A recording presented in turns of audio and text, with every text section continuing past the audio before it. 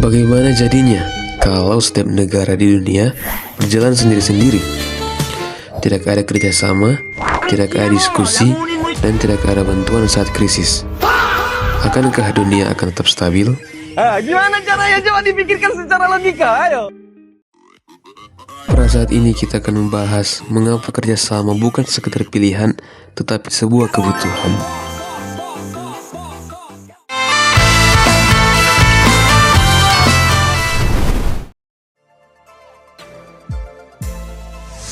Kerjasama merupakan suatu usaha bersama antara individu atau kelompok untuk mencapai tujuan bersama secara sukarela dan saling menguntungkan. Ini melibatkan kolaborasi, komunikasi, dan koordinasi, baik secara formal maupun informal, untuk meningkatkan produktivitas, solidaritas, dan efisiensi dalam menyelesaikan suatu masalah yang ada.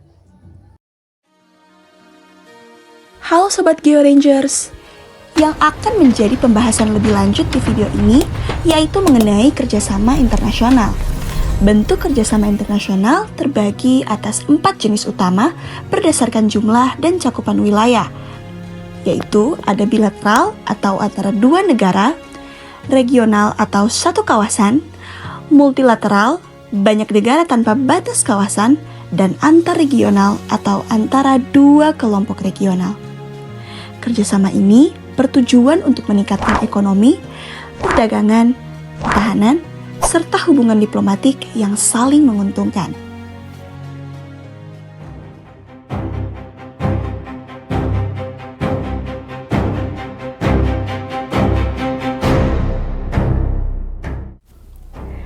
Tahun 1997 sampai dengan 1998, dunia diguncang krisis keuangan Asia.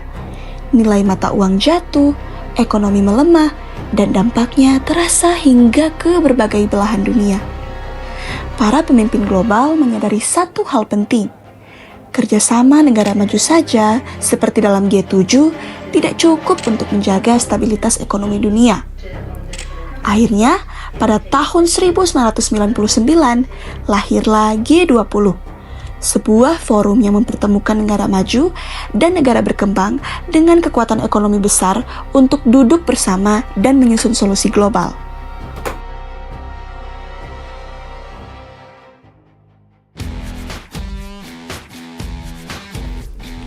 G20 beranggotakan 19 negara dan satu kawasan regional, yaitu Uni Eropa.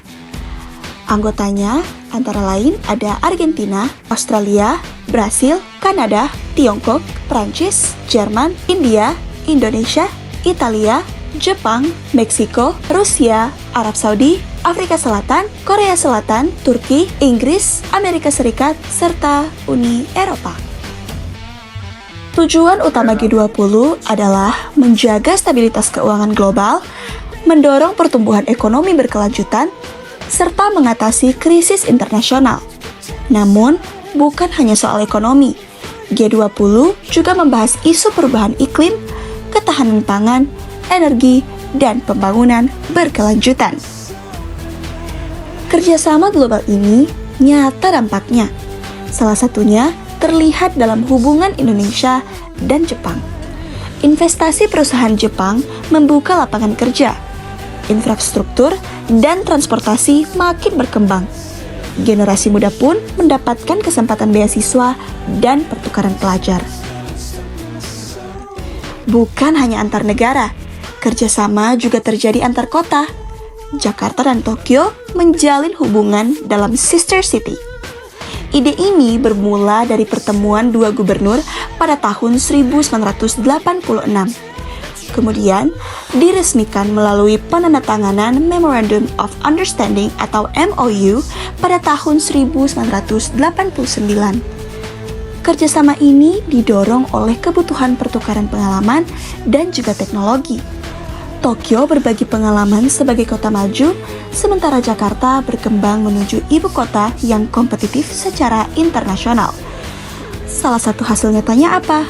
Pengembangan transportasi massal seperti MRT, pelatihan aparatur pemerintah, hingga pertukaran guru dan siswa SMA. Di bidang budaya, hadir festival seperti Eni Cisai dan Festival Persahabatan Indonesia dan Jepang. Kerjasama ini tidak hanya mempererat hubungan pemerintah, tetapi juga masyarakat kedua kota. Proses kerjasama dimulai dari perencanaan bersama, persetujuan DPRD, negosiasi rancangan MOU, hingga penandatanganan resmi. Dengan dukungan pemerintah pusat seperti Kementerian Dalam Negeri dan Kementerian Luar Negeri, program-program ini berjalan secara sistematis dan berkelanjutan. Lalu, apa peran kita sebagai generasi muda? Kerjasama global mengajarkan bahwa kemajuan bangsa lahir dari kolaborasi, tanggung jawab, dan sikap saling menghormati. Sebagai generasi muda, kita dipanggil bukan hanya untuk cerdas, tetapi juga peka terhadap interaksi antar negara. Dunia sudah semakin terhubung, dan masa depan membutuhkan generasi yang mampu bekerja sama lintas budaya, bahasa, dan perbedaan. Kita diajak untuk disiplin dengan cara rajin belajar, bertanggung jawab, dan menjaga integritas. Pun harus terbuka terhadap perbedaan dengan cara menghargai budaya dan pandangan negara lain, serta mau belajar dari keunggulan mereka. Seperti salah satu kisah di Alkitab, yaitu kisah Daniel, yang menunjukkan bahwa sejak muda, ia hidup di tengah bangsa yang berbeda, namun tetap menjaga nilai dan membangun relasi dengan hikmat. Dari situlah, ia dipercaya dan memberi dampak yang luas.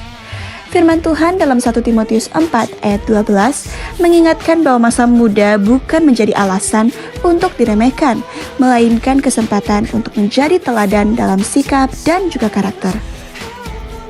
Dari G20 hingga kerjasama Jakarta dan Tokyo, satu hal menjadi jelas.